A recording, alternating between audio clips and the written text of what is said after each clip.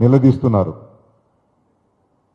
ఇవన్నీ తట్టుకోలేక ఇవన్నీ తట్టుకునే శక్తి ముఖ్యమంత్రి గారికి ఉండాలి. ఇవన్నీ తట్టుకునే శక్తి రాజకీయాల్లో వచ్చిన తర్వాత ఆ రాజకీయ నాయకుడికి ఉండాలి.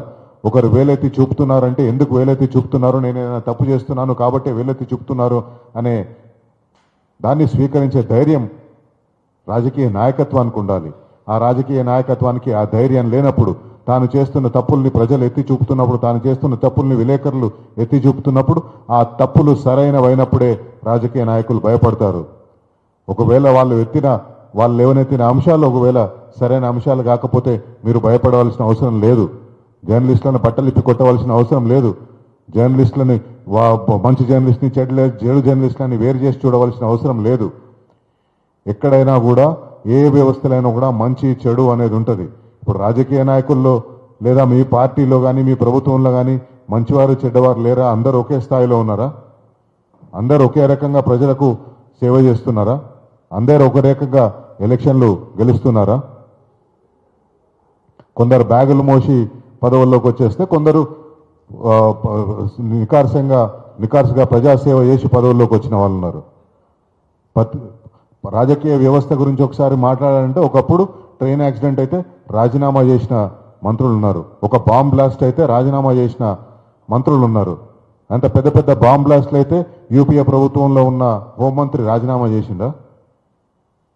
ఎంత పెద్ద బాంబ్ బ్లాస్ట్లు అయితే టెర్రరిస్ట్ అటాక్లు అయితే ఎన్డీఏ ప్రభుత్వంలో ఉన్న మంత్రులు ఏమైనా రాజీనామా చేసిండ్రా? వ్యవస్థల్ని మీకు అనుకూలంగా మీరు మార్చుకుంటలేరా? ఒక నెరేటివ్ని, ఒక ఇన్సిడెంట్ని మీ అనుకూలంగా మీరు మార్చుకుంటలేరా? ఇంత దుర్మార్గమైన వ్యాఖ్యలు ఖండించదగ్గవే, అసలు ఏ రకంగానూ కూడా సమర్థనీయం కాదు. ఒకవేళ మీకు జర్నలిస్టులతోటి, వారు రాస్తున్న కథనాలతోటి, వారు చేస్తున్న స్టోరీస్ తోటి మీకేమైనా ఇబ్బందులు ఉంటే మీరు కూడా, మీ దగ్గర వ్యవస్థ ఉంది, ఇప్పటికే అనేక మంది మీద కేసులు పెడుతున్నారు. ఆ కేసులను తట్టుకొని అనేక మంది జర్నలిస్టులు ప్రభుత్వ అవినీతిని, ప్రభుత్వ హామీల అమలు చేయకపోవడాన్ని తెర మీదకి తీసుకొస్తున్నారు. ఖచ్చితంగా ఎలక్ట్రానిక్ మీడియా కానీ, డిజిటల్ మీడియా కానీ, జర్నలిస్టులందరూ ఈ కార్యక్రమాన్ని ముందుకు తీసుకుపోవాల్సిందే. ఖచ్చితంగా ప్రభుత్వాన్ని నిలవేయాల్సిందే. ఖచ్చితంగా ప్రజల పక్షాన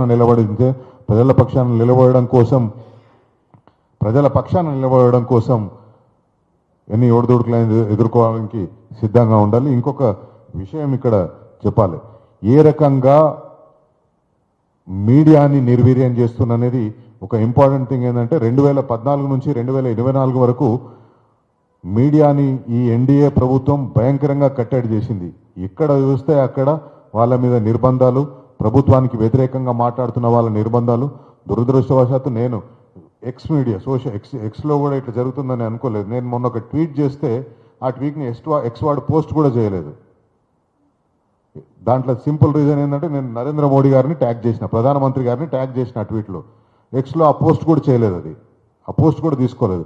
ఈ రకంగా మీరు డిజిటల్ మీడియాని నిర్బంధం చేసి, ఈ రకంగా డిజిటల్ మీడియా నియంత్రణ చేసే ప్రయత్నాలు ఒకవైపు చేసుకుంటూనే మళ్ళీ ఈ రకంగా చెంప వలగొట్టాలనిపిస్తుందని, లేకపోతే బట్టలు ఓడదీసుకొట్టాలనిపిస్తుందని చెప్పేసి మీరు మాట్లాడడం కరెక్ట్ కాదు. ఒక టెలివిజన్ ఛానల్ ఇంతకుముందు స్టార్ట్ చేయాలనుకుంటే 5 కోట్ల రూపాయల నెట్వర్త్ ఉంటే సరిపోయేది. కానీ ఎన్డీఏ ప్రభుత్వం వచ్చిన తర్వాత ఇప్పుడు ఆ నెట్వర్త్ని 20 కోట్ల రూపాయలకు చేసింది.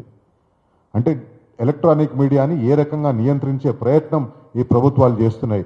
మీరు ఒక మీడియాని, ఒక ఫ్రీడమ్ ఆఫ్ ఎక్స్ప్రెషన్ని, ఒక ప్రజల వాయిస్ని మీరు ఈ రకంగా నియంత్రించాలనుకుంటూ పోతే డిజిటల్ మీడియా అనేది ఒక ప్లాట్ఫామ్ అవైలబుల్ ఉంది. ఆ డిజిటల్ మీడియా ప్లాట్ఫామ్ని జర్నలిస్టులు వాడుకుంటారు. వాళ్ళ వాయిస్ని ప్రజలకు చేరేటట్టుగా చేస్తారు. ప్రజల వాయిస్ని ప్రభుత్వానికి చేరేటట్టుగా చేస్తారు. ఈ రకంగా మీరు ఎంత నియంత్రించుకుంటూ పోతుంటే అంత జర్నలిస్టులు అగ్రెసివ్గా మారడం జరుగుతుంది. ఈ అవకాశం